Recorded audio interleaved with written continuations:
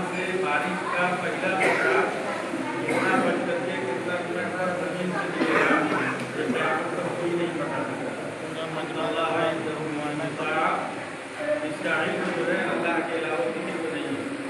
और उसमें 5 चीज़ में और क़यामत का कायम होना, अलामात क़यामत तो है, लेकिन क़यामत कब कायम हो जाएगी ये अल्लाह के अलावा किसी को पता नहीं है। दूसरे ये मादरे रेहम में क्या औरतें जब हमला होती है तो लोग डॉक्टर मशीन ये बता देता है कि पेट में लड़का है या लड़की, लेकिन ये नहीं बता सकता है कि वो पैदा होने के बाद दुनिया में आलिम होगा, जाहिल होगा, शरीफ होगा, बदमाश होगा, अपने दीन पर रहेगा या सुंदर हो जाएगा, ये कोई नहीं बता सकता। जैसे कि आज मुसलमान घराने की बच्चियाँ बड़ी तादाद में मुर्तद हो रही हैं। उसके माँ बाप को, बस्ती वाले को, खानदान को ये इल्म नहीं था ये बच्चियाँ बढ़ने के बाद, बालिग होने के बाद ये जो है मुर्तद हो जाएगी, दीन इस्लाम से छूट जाएगी, इसका इल्म किसी को नहीं है। लोग कहते हैं कि भाई साइंस ने बता दिया कि लड़का है कि लड़की है, लेकिन ये तो नहीं बता सकता है नहीं ये अपने दीन पर रहेगा कि मुर्तद हो जाएगा, ये शरीफ होगा कि बदमाश होगा, ये इस आयत की तफसीर है। तुम्हारे आज तो हो सकता है कि बारिश ही में हम लोगों के लिए खैर हो, ईद की जमात ईदगाह के बजाय मस्जिदों में हो, अल्लाह ताला ही हालात को बेहतर जानते हैं। बहरहाल नमाज ईदगाह ही में अदा करनी चाहिए। अल्लाह के रसूल सल्लल्लाहु अलैहि वसल्लम अपने गांव को छोड़ करके मदीने से बाहर जाकर के नमाज मैदान में अदा करते हैं। ईदगाह में नमाज अदा करना सुन्नत है, लेकिन हालात अगर ऐसा हो जाए कि ईदगाह की नमाज उधर से न हो सके तो मस्जिद में अदा करने में कोई फर्ज नहीं है, तो ईदगाह का मुतबादल मस्जिद है। ये कुर्बानी का त्यौहार है, सदियों से हम लोग कुर्बानी करते आए हैं। कुर्बानी क्यों करते हैं इसकी सब आदमी को जानकारी है। ये हम लोगों के बाप हज़रत इब्राहीम अलैहिस्सलाम की सुन्नत है और इसकी एक कहानी हदीस के अंदर है। अल्लाह ताला ने हज़रत इब्राहीम की कुर्बानी जो उनके बेटे इस्माइल से मांगी गई थी, अल्लाह को इतना पसंद आया कि उसको रहती दुनिया तक के लिए यादगार बना दिया गया और उम्मत मुहम्मदिया पर उसको वाजिब करार दे दिया गया। ये कुर्बानी हम लोग करते हैं। इस कुर्बानी में 2 चीज़ है, एक तो वालिदैन का, माँ बाप का अपनी औलाद से मोहब्बत करना, दूसरा ये है कि औलाद का माँ बाप के हर हुक्म की ताबेदारी फरमाबरदारी करना। आज दोनों तरफ से कमी है। बाप को भी चाहिए कि वो हज़रत इब्राहीम अलैहिस्सलाम जैसा बाप बन के औलाद के साथ दिखाए, बच्चों पर नरमी करे, बेजा सख्ती नहीं करे, बेजा लान तान नहीं करे। कितने बच्चे और बच्चियों ने अपनी जान को सिर्फ इसलिए गंवा दिया कि उनके वालिदैन ने बेजा उस पर सख्ती की। तो औलाद के साथ रहमदिली से पेश आना चाहिए और औलाद की ज़्यादा जिम्मेदारी है, लड़का हो या लड़की, कि माँ बाप के हर हुक्म पर वो अपनी आप को कुर्बान करने के लिए तैयार है। इस्माइल अलैहिस्सलाम को इब्राहीम अलैहिस्सलाम ने ये कहा कि देखो आज रात में हमने ख्वाब देखा है, ये अल्लाह का हुक्म हो रहा है कि हम तुमको दवा करें, तो क्या कर रहे हैं? उसने कहा कि बिल्कुल भी आप देखा है अल्लाह का हुक्म है, इसमें कहीं सोचना नहीं है, एकदम जल्दी से कुर्बानी करिए। और उसने क्या कहा कि कुर्बानी करते वक्त क्योंकि आप हमसे बहुत ज़्यादा मोहब्बत करते हैं, तो आपको कहीं छुरा पेलने वक्त, छुरा रगड़ने के वक्त आपको जो है कहीं जहर नहीं आ जाए, आप पूरी को भी जा लीजिए। ये कौन कहा? उनके लड़के इस्माइल ने कहा बाप। और क्या कहा कि आप जब उनको लिटा दीजिएगा, आप जो अपने आँख पर और हमारे आँख पर पट्टी बांध दीजिएगा, या आप अपने आँख पर पट्टी बांध दीजिएगा छुरा से रखने के बाद, ताकि छुरा रगड़ने के वक्त जो है कहीं आपको रहम आ जाए और अल्लाह का हुक्म छूट जाए। ये सब जो है पता है। 1 मिनट के लिए जो है उसने सोचा भी नहीं कि हमको जो है कुर्बानी मत करिएगा, आप फ़ौरन कुर्बानी करिए। और आज अगर किसी का माँ बाप बूढ़ा है या शादी ब्याह करके बाल बच्चा आ गया है, थोड़ा सा 19-20 हो गया, तो 1 लोटा पानी कर देने के लिए तैयार है। सलाम करने के लिए तैयार नहीं। ऐसा नाफरमान, नाहंदार जो माँ बाप का नाफरमान हो, उसको दुनिया में जीने से बेहतर है कि वो मर जाए। समझा कि नहीं? उसको जीने का हक नहीं। अल्लाह ताला ने कुरान पाक में फरमाया, वक़ज़ा रब्बुका अल्ला ता'बुदू इल्ला इय्याहु व बिल वालिदैनि इहसाना इम्मा यब्लुगन्ना इंदकल किबर अहदुहुमा अव किलाहुमा फला तक़ुल लहुमा उफ़्फ़िन व ला तनहरहुमा व कुल लहुमा क़ौलन करीमा। ये औलाद माँ बाप के साथ तेज आवाज़ में भी नहीं बोले, उसको झिड़के भी नहीं। जैसे बेचैनी लगे चाय में, चाय बदन में, बाप को कहा, माँ को कहा, अभी चाय लग गया, ये भी चाय नहीं लगना चाहिए बदन में। मेरे भाइयों बुजुर्गों दोस्तों, इसका ख्याल औलाद को करना है। कुरान पाक में जो है ये कुर्बानी, ये सिर्फ गोश्त खाने के लिए नहीं है। कुर्बानी की तारीफ पर नजर डालेंगे तो कुर्बानी भी करना है, नियत सही करनी है, और उसके साथ साथ औलाद के साथ वालिदैन को, गार्जियन को, और औलाद को गार्जियन के साथ, वालिदैन के साथ, सरपरस्तों के साथ क्या करना चाहिए, ये उनसे छुपा हुआ है। दूसरे, ये कुर्बानी बड़े जानवर में 7 हिस्सा होता है। हर आदमी की नियत सिर्फ अल्लाह की रज़ा के लिए कुर्बानी करना होना चाहिए। गोश्त खाने के लिए या और किसी मकसद से अगर किसी का होगा नियत गड़बड़, तो कुर्बानी किसी की दुरुस्त नहीं होगी। और कुर्बानी इतना महबूब अमल है कि कुर्बानी के दिन आज की तारीख में अल्लाह ताला को कुर्बानी से ज़्यादा कोई अमल पसंद नहीं है, ज़्यादा। और इसका इतना बड़ा जो जवाब है, हदीस शरीफ के अंदर आया है कि कुर्बानी का जैसे चूड़ा चला जानवर के ऊपर, तो गर्दन से और जमीन के बीच में जो खून गिरने में देरी होती है, आपको मुझे कितना देर होगा, तो जमीन पर खून का कतरा टपकने से पहले पहले जिसकी कुर्बानी की जाती है, जो अपने नाम को कुर्बानी करता है, उसके गुनाह माफ कर दिए जाते हैं। कितना बड़ा नेक अमल है, महबूब अमल है। और इसके बावजूद दूर कर करके आदमी सब मसला सुनता रहेगा कि हमको कर्जा, बहुत कर्जा में इस साल की कुर्बानी नहीं करेंगे तो क्या होगा। हम 5 आदमी हैं, 4 आदमी हैं, 3 आदमी हैं, 5 साल बीवी के नाम से दिया था, इस साल हम अपने नाम से दे दें, इस साल हम अपने नाम से दिया, बीवी के नाम से दे दें, कुर्बानी होगा कि नहीं। बाप मर गया था, उसके नाम से दे दें, हम अपने नाम से नहीं दें, एक ही किस्सा किया है। कुर्बानी जिसके नाम से भी करेगा, जिसके नाम से भी कुर्बानी देगा, जिंदा मुर्दा, माँ बाप, बीवी शौहर, भाई बहन, जिसके नाम से भी दुनिया में कुर्बानी देगा, कुर्बानी उसकी हो जाएगी। लेकिन जिसके ऊपर कुर्बानी वाजिब है, वो अगर अपने नाम से कुर्बानी नहीं किया तो वो गुनहगार होगा। कुर्बानी के जो 3 दिन होते हैं, 10, 11, 12 के असर से पहले पहले तक अगर कुर्बानी नहीं किया, किसी के ऊपर कुर्बानी वाजिब है अब कुर्बानी नहीं किया, तो उसके ऊपर जो है वो वजूद रह गया, वो गुनहगार होगा। अब उसका तरीका यह है कि अगली कुर्बानी आने तक, अब हर साल जो बकरीद आएगा, बकरीद आने से पहले पहले अब एक ही हिस्सा वाजिब होता है, तो एक छोटा जानवर जैसे खस्सी है, बकरी है, भेड़ है, सुबह है, तो एक जानवर होता है, उसको खरीद करके और उसकी कीमत सस्ता कर देना वाजिब है, ताकि वो गुनहगार होने से बच जाए। और अगर अगली कुर्बानी आने का अगर कुर्बानी नहीं किया तो वो आदमी गुनहगार होगा। मेरे भाई ये इतना महबूब अमल है।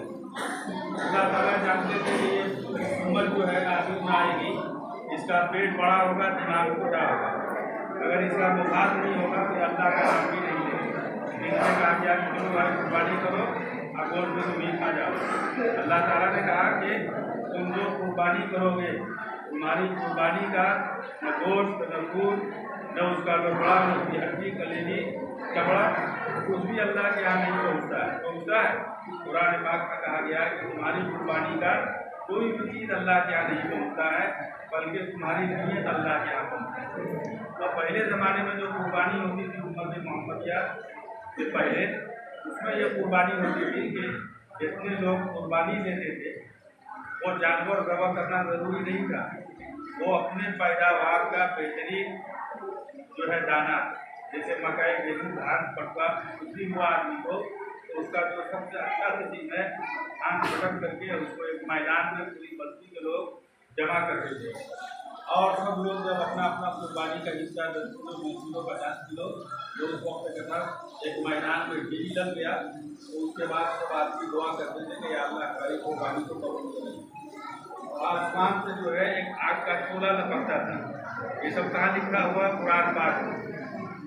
आसमान से एक आग का गोला आता था उस ढेरी पर और उसको खा जाता था, जल्दी से खत्म हो जाता था। लोग समझते थे कि हमारी कुर्बानी कबूल होगी।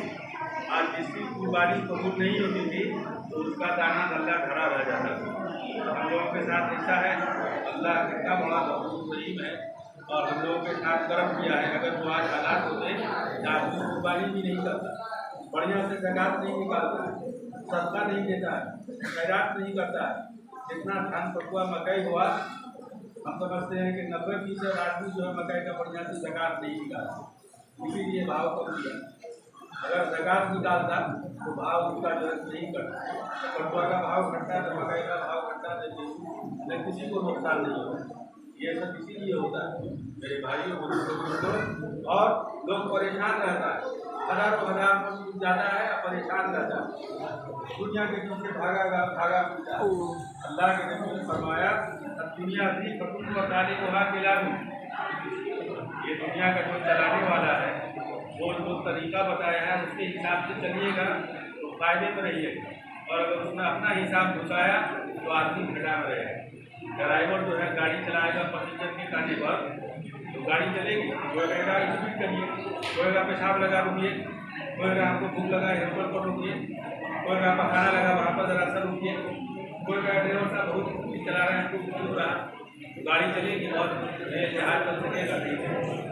इसलिए दुनिया बनाने वाले ने दुनिया में जीने का दुनिया वालों के लिए जो तरीका बताया है उसके मुताबिक चलिएगा तो कामयाबी मिलेगी, नहीं तो हर महात पर ना खाने वाला। अल्लाह के नबी ने फरमाया दुनिया दी बताले को आगे लागू, दीन को छोड़ करके दुनिया के पीछे भागने वाले वो क्या है, वो कुत्ते के मानिंद है। कुत्ते की मिसाल दी गई है, कुत्ते के मानिंद है। कौन आदमी दीन को छोड़ करके दुनिया के पीछे भागने वाले कुत्ते के मानिंद है। और कुत्ता को कोई काम भी नहीं और उसको फुर्सत भी नहीं। आप देखिएगा वो बस्ती का कुत्ता है वो बस्ती में, या बस्ती का कुत्ता हो एक उठा करके भगवाना यहाँ पे बढ़ गया तो वो बस्ती में बढ़ गया, ये होता है। तो मेरे भाइयों बुजुर्गों को इसलिए दुनिया को अगर दीन के साथ अगर पकड़िएगा तो दुनिया की कोई ताकत आपका बाल बेटा नहीं कर सकती। और अगर दुनिया को दीन को छोड़ करके अगर आप पकड़िएगा तो आपको न पैसे काम आएंगे, न आपका प्रति काम आएगा, न आपका काम आएगा। कहीं से कोई ऐसा जो है आगे टूट जाएगा कि सब पैसा उसी में चला जाएगा। इसलिए इस चीज़ को आप समझिए। बार बार कहा जाता है मुसलमान एक वक्त था कि इस मुल्क में जो गुरु था हुकूमत में मुसलमान के फेवर में थी, तो मुसलमान चाहता था नहीं होता, लेकिन उनके कहा मुसलमानों की आदत अल्लाह के खाते नहीं बचा सकती। बाबरी मस्जिद शहीद हो गई, उसके बाद हर मामले में नाकामी हुई, मस्जिद शहीद हुई और उसके बाद मुसलमानों का कोई ऐसा मसला नहीं है मुल्क सतह पर जिसमें कोशिश की जा रही हो और कामयाबी मिल रही नहीं। और हुकूमत भी जालिम मुसल्लत रही है। मस्जिद की शहादत के बाद 3 तलाक इसमें पूरे हिंदुस्तान में जुलूस निकला और मुसलमानों ने अपनी 100% ताकत लगा दी, का जोर लगा दिया, लेकिन हुकूमत का समझ नहीं हुई और खिलाफ में कानून बन गया। दूसरा क्या हुआ, अभी हुआ हदीस में है कि कोई आदमी अगर नेक है तो उसको जन्नत में मरने के बाद 72 हुर मिले, तो 72 हुरों का मजाक उड़ाने के लिए अभी हिंदुस्तान पर फिल्म बनाया गया और उसको टिकट फ्री करके और जहाँ जहाँ हुकूमत है उसको लोगों को देखने के लिए कहा गया इसको देखो, ताकि इस्लाम के लोग करीब नहीं जाए और दीन का मजाक, कुरान का मजाक हो, जन्नत का मजाक हो, नबी का मजाक हो। ये इतनी हिम्मत क्यों बढ़ रही है, इसलिए कि मुसलमान को बुद्धि है, हराम हलाल की तमीज नहीं है, दिमाग में सबके गुस्सा भर गया है। हर आदमी ये समझता है कि चलो हम अपने में अपने ठीक है तो ठीक है, पूरी बस्ती आग लगकर जल जाए कोई बात नहीं है, हमको बस बच जाना चाहिए। ये हर आदमी की जहनीत हो गया। मेरे भाइयों बुजुर्गों दोस्तों, अभी एक फिल्म क्या बनी है, कि लव जिहाद का फिल्म बना और उसमें भी मुसलमानों को बदनाम किया है और उसका टिकट बांटा जा रहा है सरकार की सलाह को मंगनी में देखा भी जिसको 20 से 4 टिकट गेट पर मुफ्त में मिलता है और उसको दिखाया जा रहा है। अब क्या हो रहा है कि यूसीसी यूनिफॉर्म सिविल कोड इसकी आवाज़ बहुत दिनों से उठ रही है कि मुल्क में यूनिफॉर्म सिविल कोड नाफिज किया जाए, यानी हिंदुस्तान के जितने शहरी हैं, जितने मजहब को मानने वाले हैं, सबके लिए एक कानून होगा। अगर ऐसा होगा तो मुसलमानों का जो पर्सनल है शरई कानून है, जो मखसूस निकाह का, तलाक का, वसीयत का, हिबा का, विरासत का, ये फराइज जो है जमीन जायदाद बांटने का, ये सब जो है अब किसके हिसाब से बनेगा। हुकूमत ने अभी तक कोई ताकत पेश नहीं किया, लेकिन वो आने वाले सेशन में ये बिल लाने जा रही है और मुसलमान पहले से चिल्ला रहा है। मुस्लिम क़यादत भी इसमें जो है मुख्तलिफ टीमों में बट गई है। किसी का कहना है कि हुकूमत का खाका आने दिया जाए, खाका किस तरह का होता है उसके बाद फिर इसके ऊपर सोचा जाए। कुछ तंजीमें पहले से हल्ला चिल्ला कर रही है। मेरे भाइयों बुजुर्गों दोस्तों, इसलिए लेकिन कुछ हो वो बिल आएगा और वो बिल पास होकर के चला जाएगा। आप उसका कुछ नहीं बिगाड़ सकते, इसलिए कि हुकूमत की बात है। तो अगर ऐसा हुआ तो धीरे धीरे सब पिट जाएगा। मुसलमानों के मकान पर बुलडोजर चल रहा है, उनके मुख्तलिफ शहरों में जो बहाना लगा करके जो ताकतवर लोग हैं, बड़े लोग हैं, जो हुकूमत को या मुस्लिम मुखालिफ ताकतों को टक्कर दे सकते हैं, उसके मकान को बहाना लगा करके बुलडोजर से तोड़ा जा रहा है। बहुत सारे ऐसे लोग जो कौम के लिए दीवारें चीन बन करके मजबूत खूंटा बन करके खड़े हो सकते हैं, उसकी जान जो है कत्ल की जा रही है। मुख्तलिफ बहानों से जेलों में, जेल से बाहर और उसकी जो है जान खत्म हो रही है। पूरा मुल्क खाली होता जा रहा है। आखिरी में क्या होगा, जब सब ताकतवर लोग खत्म हो जाएंगे, आलिम उलमा या सियासी लोग, समाजी लोग, तो आखिरी में क्या होगा कि कौम बेजान हो जाएगी, बेजान हो जाएगी। और उसके बाद 10-20 आदमी काम का नाम जो है इधर जाएगा, सबको वो डिटेंशन सेंटर बन रहा है, उसमें ले जाकर के गुजार दिया जाएगा। मेरे भाइयों, हालात को अगर बदलना है, हालात को अगर बदलना है और अल्लाह की मदद को अगर अपनी करीब आसमान को उतारना है, तो इसके लिए अल्लाह के दीन पर अमल करिए। अल्लाह ताला ने कहा कि अभी जो सिविल कोड के सिलसिले में हर हाथ में मोबाइल है, हर घर में मोबाइल है, ये आया है कि फलाने लिंक के ऊपर क्लिक करके उसको मुखालफत दर्ज कराना है। जो लोग जानते हैं गांव में, बस्ती में, मोहल्ले में, वही जिम्मेदारी को वो नौजवान या वो लोग इसको अदा करिए, उसमें कैसे क्या करना है, ताकि ये पहुँचे कि इतनी बड़ी तादाद में मुखालफत हो रही है। ये जमहूरी मुल्क है, यहाँ सर गिना जाता है, अक्लमंद आदमी को नहीं देखा जाता है। ये देखा जाता है कि अगर ज़्यादा आदमी किसकी तरफ होगा और वो आदमी अगर थोड़ी भी उसके बदल में छूट गया होगा, जाहिल भी होगा, तो किसी को जो है कामयाब करार देगा। और अगर एक तरफ जो है खूब पढ़ा लिखा आदमी लंदन अमेरिका से पढ़ के आया, देवबंद नदवा से पढ़ के आया और उसके साथ आदमी कम है, तो उसका कोई वैल्यू नहीं। तो ये जमहूरियत में जो है बंदों का सर गिना जाता है, तौला नहीं जाता है। मेरे भाइयों दोस्तों, मजलिसी उनकी ज़्यादा है जो खुराफात पहुँचाते हैं, खुराफात करते हैं। तो हमारी और आपकी जिम्मेदारी है कि मुल्क के कानून ने, दस्तूर ने हमको आपको पूरा इख्तियार दिया है अपने दीन पर कायम रह करके और इस मुल्क में रहने का, अपनी मस्जिदों को बचा करके रखने का, अपने इदारों को बचा करके रखने का, अपने दीन की इशाअत करने का, सब चीज़ का जो है हमको कानून ने इख्तियार दिया है। लेकिन हम कामयाब उसी वक्त होंगे कि जब हम मुत्तहिद रहेंगे। तब अगर हम मुत्तहिद नहीं रहेंगे तो हम कामयाब नहीं हो सकते। हज़रत मौलाना महमूद मदनी साहब दामद बरकातुहू ने परसों बम्बई में तकरीर की, एक प्रोग्राम में, और एक बहुत अच्छी बात थी। उन्होंने कहा कि इख्तिलाफ किसी का किसी से खत्म नहीं होगा। ये बस्ती है, गांव है, आप कुछ बोल रहे हैं और हम कुछ बोल रहे हैं, ये आपस का इख्तिलाफ है, राय का फर्क जो है। हम कहेंगे कि भाई इसको जो है हर्रा पेट जैसे रंग दिया जाए, कोई कहेगा कि नहीं यही रंग से बढ़िया रहेगा। आपको अपनी बात पर कायम नहीं है, हर्रा पेट रंगा जाए, हम अपनी बात पर कायम होंगे कि नहीं इसको उजला रंग किया जाए। ऐसे बात नहीं बनी तो दोनों आदमी मस्जिद से मुँह खुला के चले गए, या एक आदमी जिसकी बात नहीं मानी जाए वो मुँह खुला के चला जाए। तो क्या हो गया, ये आपस का इख्तिलाफ। तो इख्तिलाफ ये खत्म नहीं होगा, लेकिन मुखालिफत नहीं होनी चाहिए। आपस का इख्तिलाफ है, ठीक है, लेकिन आपस में एक दूसरे की मुखालफत नहीं होनी चाहिए। मुसलमानों का काम क्या है, आपस में इख्तिलाफ भी करते हैं और मुखालफत भी करते हैं। गैर कौम का काम क्या है, इस वक्त गैर कौमों को आपस में इख्तिलाफ है, लेकिन एक दूसरे की मुखालफत नहीं है।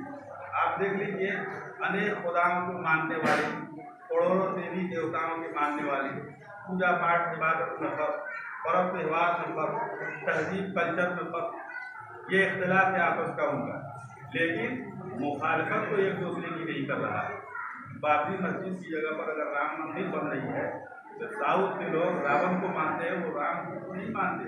इससे जो उत्तर भारत के लोग हैं उनका दक्षिण भारत के हिंदू भाइयों से इख्तिलाफ की चीज़ का, दक्षिण भारत में बसने वाले लोग जो हिंदू हैं उसकी ज़्यादा तादाद जो है वो रावण को अपना जो है भगवान मानती है, और उत्तर भारत के लोग जो है वो राम को अपना भगवान मानती है कि नहीं। लेकिन जब राम के मंदिर बनने की बात आई बाबरी मस्जिद की जगह पर, तो दक्षिण भारत के लोगों ने इसकी मुखालफत नहीं किया, नहीं किया। और मुसलमान अगर होता तो कट से खड़ा बांध कर होगा चला गया। मेरे भाइयों बुजुर्गों दोस्तों, ये कामयाबी की एक दलील है। तो हम आपस में इख्तिलाफ रखिए, लेकिन मुखालफत एक दूसरे की नहीं होने देनी चाहिए। इससे कौम, समाज, माशरा, फर्द, शख्सियत कमजोर पड़ती है, और इसी को लेकर के मुसलमान को देखा है। इसलिए अल्लाह के दीन की मदद करिए। अल्लाह ताला ने जो मसला पूछा है दुनिया में जीने का हमारे और आपके लिए, अब उसी कदम पर चले। मुसलमान बहुत नाजुक दौर से गुजर रहा है, आने वाला हर सूरज जो है वो आपके लिए, आपकी एक खेती बाड़ी काम काज इधर उधर में मशगूल है। आप में 80% लोगों को पता नहीं है कि आपके लिए क्या हो रहा है। हर आदमी के गर्दन पर ले जाने के लिए आपसे हो रहा है, लेकिन इसका एक ही उपाय है, और उपाय ये है कि आपस का इतिहास और अल्लाह की रस्सी को मजबूती के साथ पकड़ना। अगर हम मुत्तहिद रहेंगे, हम मुत्तफिक रहेंगे, आपस में इख्तिलाफ नहीं होगा तो अगला को मौका नहीं होगा।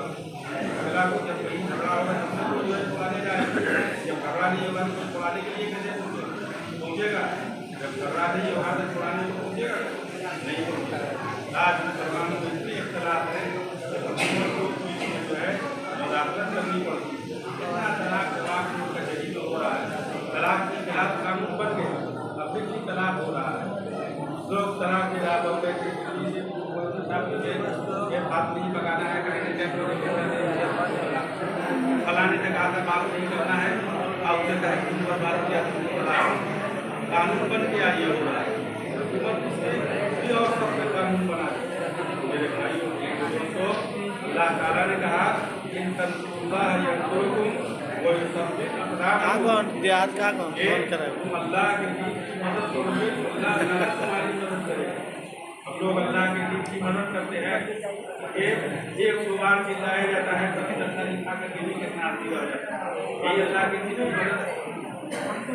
मस्जिद बना लिया हम लोग इतनी बड़ी, और एक आदमी चाहे बस्ती का, तो इसमें कितना सब है, 9 सब है मस्जिद, 5 8 1100। कई आदमी ऐसे ही बस्ती में अगर चाहे 11 का मुसल्ला खरीद करके अकेला मस्जिद में दे सकता है। लेकिन हमको आपको शर्म होनी चाहिए, हम लोग बढ़िया बढ़िया कुर्ता पजामा कपड़ा पहन के आए हैं नमाज पढ़ने के लिए, और हमारी मस्जिद में उतना मुसल्ला नहीं है, और हमारे बच्चे जो है वो अपना जमीन पर जो है वो बैठे हुए नमाज पढ़ने के लिए। ये पैसा, ये खेती, ये बाड़ी, ये जमीन, ये दौड़ा दौड़ी, ये गाड़ी घोड़ा, ये किस काम का भाई, किस काम का है? जब आपकी मस्जिद में आपके बैठने के लिए सब नहीं है, मुसल्ला नहीं है, एक एक आदमी के घर में 5-5 को चद्दर रखा हुआ है, तो ये किस काम का? कहाँ से बरकत होगी? नहीं होगी बरकत, कभी बरकत नहीं होगी। जब तक अल्लाह के घर का मैनेजमेंट इंतजाम मुकम्मल नहीं होगा तो आप इसलिए ये सबसे मुश्तरक जिम्मेदारी, इमाम का चंदा भूला जाए, पेंटिंग का चंदा भूला जाए, मुसल्ला का चंदा भूला जाए, बाजा बट्टी और पंखा का आदमी अगर खूब जम करके चंदा ले लेगा, अभी जो चंदा लगा था तो उसी पर सब आदमी चंदा ले लेगा जल्दी फटाफट, तो पैसा बच जाता तो उससे और दूसरा काम मस्जिद का होगा। अगर एक पैसा का खर्च आएगा आपको पैसा दूंगी ताकि उससे दूसरे कामों पर ध्यान दिया जाए। हर जगह हर इलाके देखिए हमारे मोहल्ले में हाफिज मुजीब साहब ये कहाँ रहते हैं? ओमान में। कहाँ रहते भाई? बाहर। ऐसे कितने लोग हैं वहाँ के लोग अपनी मस्जिद में बढ़िया कुरान पढ़ने वाला, बढ़िया आदान देने वाला, और उसको सबसे ज़्यादा श्रद्धा देते हैं कि अच्छा इमाम रखेंगे, अच्छा मस्जिद रखेंगे तो हमारी नमाज पूरी होगी और मस्जिद हमारी एकदम रौनक रहेगी तो हमारे कारोबार में जिंदगी में बढ़ेगा। और हम लोग पूछते हैं कि मंदी में कौन आदमी है जो बस किसी जगह काम करता रहे कि होगा होता है। इसी तरीके से कभी आदान पर नहीं कर, इसलिए आदान पर नहीं तो लोगों को मिलता है उसके हिसाब से एकदम चीन से लेकर गरीब तक पसीना जाता है। आप जितनी मेहनत करके अपने कारोबार खेती बाड़ी पर